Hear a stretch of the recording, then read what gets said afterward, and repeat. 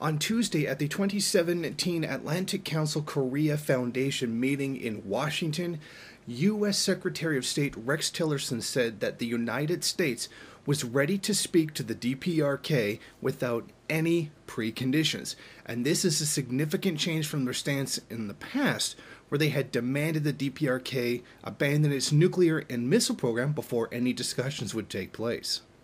We need DPRK to come to the table for talks. We are ready to talk anytime they'd like to talk. But they have to come to the table with the view that they do want to make a different choice. Let's just meet, let's talk about the weather if you want. We can talk about whether it's going to be a square table or a round table. Without preconditions shouldn't be taken as carte blanche, however. It's going to be tough to talk if in the middle of our talks you decide to test another device. I think they clearly understand that if we are going to talk, we have to have a period of quiet.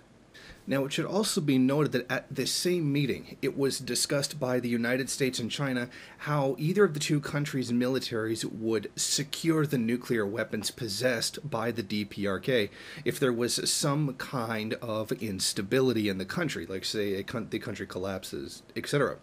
Now, this signifies a very important change in the history of the relations between the two countries.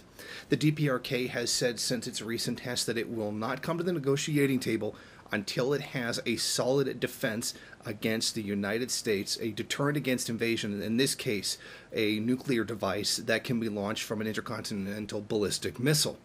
Now, I don't think that the U.S. would be giving this option to talk without giving up the weapons first, unless they actually had them. So I think this is in a way the United States admitting that the DPRK does have the ability to strike the U.S. mainland with at least to some degree, a nuclear device. How powerful that is, we still don't know yet.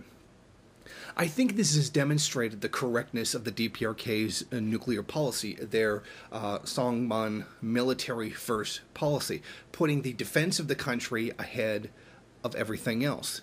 So, I mean, we've just seen this, how the United States abandoning its precondition.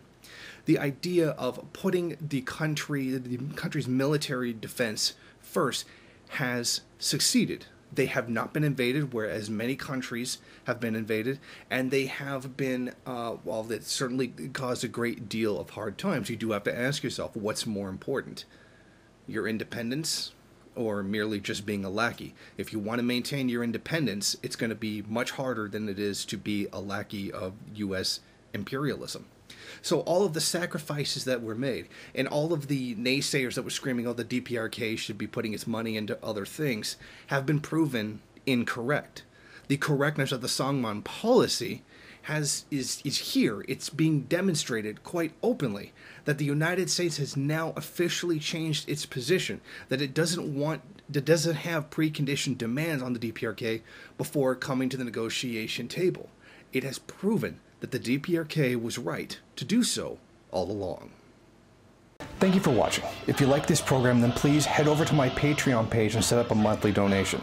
It's your donations that keep this program running.